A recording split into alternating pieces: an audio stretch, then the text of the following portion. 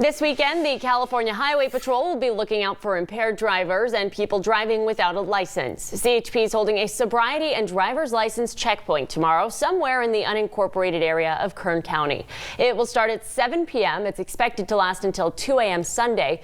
Officers say they'll be looking for drivers who get behind the wheel while impaired and those who are driving without a license or a suspended license. The CHP says over the last 3 years, nearly 3,000 people were killed in alcohol-related crashes.